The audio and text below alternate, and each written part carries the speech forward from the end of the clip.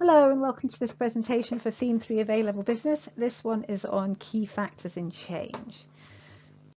In the previous presentation that you watched, you learned about some of the factors that might drive change within an organisation, and some of those factors are external, for instance changes in competitors' actions, or PESTLE factors for instance, and some of those changes are internal. For example, a business might have a new leader, or they might have a change of ownership, perhaps because of a merger or a takeover, or perhaps they change their strategy. So all of those things, internal and external, can change and will drive different behaviour within an organisation. So what I want to talk to you about today is what factors will determine the success with which organisations deal with change. So what you will need to be able to do by the end of the presentation is explain a range of factors that influence the way in which an organisation responds to change, be able to explain why employees might resist change, and be able to explain some strategies that can be used by organisations to manage resistance to change that they might experience. So, factors influencing how organisations respond to change. What we're going to look at today is, first of all, the speed of change. Second, how the size of the organisation affects how well they respond to change. And third, we're going to look at organisational culture. So let's take a look at speed of change. So when change occurs gradually, that's known as incremental change. So it means that change occurs a little bit at a time in small stages. Sometimes businesses have that luxury. For instance, at Nissan, the business is able to change the way that it operates gradually through its Kaizen program. Lego is another example of a business that's been able to change gradually. It's been able to grow organically over a number of years, and that has involved very kind of step-by-step gradual change. And incremental change like this often goes unnoticed. The business might look back and see that change has actually happened. Now, the opposite of incremental change is called step change. And sometimes incremental change is not always enough. Sometimes the drivers of change, either within the organisation, for example, a transformational leader, or outside the business, might demand more radical or step change. For instance, the entry of Uber into the transport market demanded rapid change from incumbents, such as taxi drivers. They couldn't afford to make incremental change to the way they operate and expect to survive in the face of such disruptive change, and they had to respond quickly to that, and they've done that in part by launching their own rival app, Gett. Sometimes step change is required in response to very poor business performance, such as was happening at Thomas Cook, and it could be initiated and driven through by a transformational leader like Harriet Green there, who took the helm at Thomas Cook when they were experiencing very poor business performance. Now, there's no doubt about it that incremental change is easier to manage than step change. With step change, there's a very high chance of resistance. The question is, can the forces resisting change, whatever they might be, perhaps stakeholders, can they be overcome? How can leaders manage the situation to drive the change through successfully? And we'll look at that in a bit more detail later on in the presentation. So, first factor that determines how an organisation responds to change is, well, what is the speed of that change? Is it very gradual, in which case it might be very easy to manage, or is it step change, in which case it might present more challenges? So the second factor that we're going to look at that will determine how an organisation responds to change is the size of the organisation. And generally speaking, larger businesses tend to be less adaptable than small ones. And that's because communication is usually slower and less effective in larger organisations. Decision making can also be slow because of the long chain of command. You'll remember learning about this last year when we did organisational structures.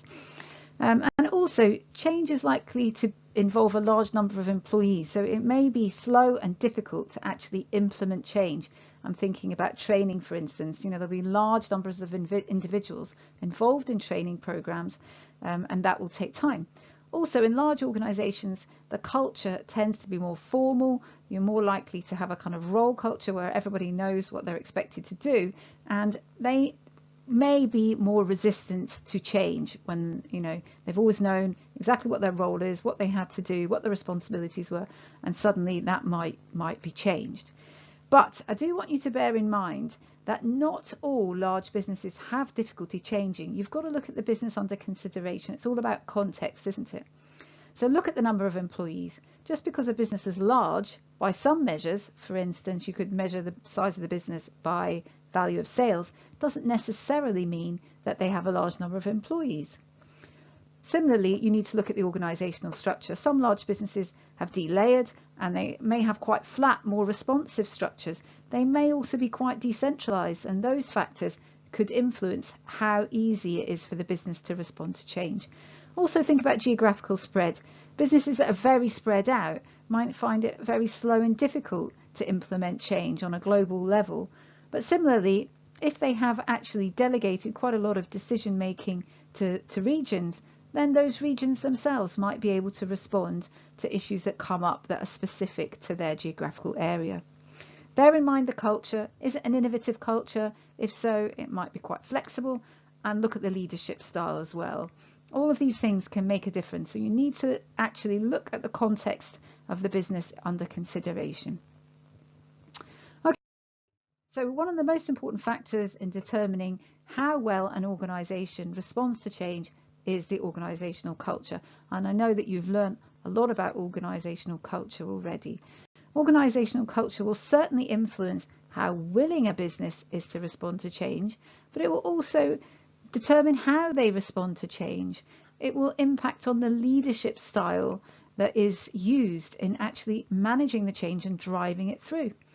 It will influence how risk averse the business is. Some cultures are very risk averse, and so they may be quite slow to risk change. But some businesses are very innovative and may be much quicker to embrace the opportunity to change. So sometimes the culture of a business means that businesses respond readily and effectively to forces driving change. One business that I think does have a culture that supports change is Netflix. Netflix executives believe that a great workplace is full of stunning colleagues. They aim to increase employee freedom as the business grows rather than limit it.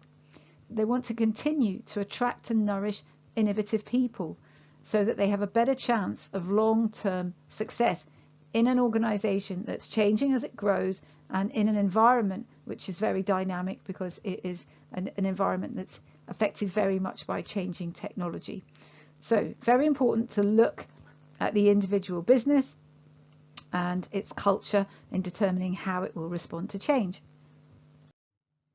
Okay, so sometimes the culture of a business means that organizations are actually quite slow to respond or quite ineffective in responding to drivers that would push change in many other organizations. A couple of businesses that have been quite slow to respond to change are Kodak and Nokia. Both these businesses arguably could be said to have suffered from a complacent culture where they just weren't responsive enough to change. Kodak was too late to embrace the rapid shift from film to digital photography, and Nokia, a long-time dominant market leader in mobile phones, actually failed to spot the fast-moving challenges presented by new entrants into the market retailing smartphones. So in these organizations, I think you could argue that actually the problem was culture. And some signs that actually it's the organizational culture that needs changing are perhaps a deterioration in HR data. Maybe labor productivity is deteriorating, turnover is going up, absenteeism is going up. Perhaps the business is becoming more bureaucratic. There are more rules controlling the way everything operates. Perhaps there's declining quality of products or in service. Perhaps there's less focus on innovation. And perhaps the leadership decision making deteriorates as well, and you might see inconsistency in their approach. So sometimes maybe it is the culture that's the problem and that needs changing, but do bear in mind, cultural change is very difficult. In most organizations, let me start again. In most organizational change efforts, it is much easier to draw on the strengths of the culture than to overcome the constraints by trying to change the culture. And that's Edgar Schein, who is a writer about organizational change. So there may be problems with culture, but it is very difficult to change. Perhaps there are other ways that you can deal with the outcomes in a different way than by trying to really change the organizational culture. Booz & Co, who are a management consultancy, agree. They say cultural change is hard, and most attempts to change it encounter problems and resistance. It can be very difficult to achieve, it's very slow to achieve, and it can be hard to maintain the momentum of cultural change. So if you do think cultural change is the issue, you might debate whether dealing with that is the right way to go, or perhaps there are other things that can be done to improve business performance. Okay, so we've looked at factors influencing how organizations respond to change. Now we need to look at why employees might resist change and what strategies businesses can use to actually overcome that resistance and manage the change process. So Kotter and Schlesinger, who are management writers who've written extensively about managing change, believe that there are four main reasons why employees resist change. The first is self-interest. Employees and sometimes managers may resist change as they think they might actually be made worse off by it. Perhaps they think there's a threat to their job security and their financial status, and I think that's understandable. So sometimes self-interest means employees put their own interests before those of the business and resist any change. The second reason could be because the employees or the managers have a different assessment of the situation than the leaders who are trying to drive the change through. They might not think that the strategic change that the leaders are driving through is the right response to what's going on in their individual business or its environment, and therefore they might resist it. Third reason is actually a low tolerance for change, sometimes called inertia. People value stability. They like things to stay the way they are. They like security and predictability, and that change is very unsettling for them, and therefore they may resist it. And the fourth reason is actually misunderstanding or potentially misinformation. Sometimes people resist change because they don't understand why change is needed. Perhaps they've been misinformed about the business's situation. Perhaps they've got a perception that things aren't as bad as they really are, and so they don't think change is justified. So those are the four reasons that Kotter and Schlesinger think employees might resist change, and that might need to be tackled if change is to be driven through effectively. Scott Adams, who is someone who writes about management and produces cartoons like this one, says that faced with change, employees have one question: what's going to happen to me? And a successful change management communication program will avoid that question being raised altogether. So what is change management, and how can organizations implement it successfully? Well, I think you saw this definition in the previous presentation, but just to remind you, managing change is a combination of activities involved in planning for, implementing, coordinating, and monitoring the process of change. And Kotter and Schlesinger suggest that there are 6 ways that change can be managed successfully, and the resistance that you may face from employees can be overcome. First, they argue that it's important to use education and communication, and that means providing stakeholders with all of the necessary information to help them understand the reason for change and how it will be implemented, and also what the proposed outcome of the change actually is. Where are we trying to get to? Second, they recommend participation and involvement, providing a sense of ownership to stakeholders so that they feel part of the whole change process.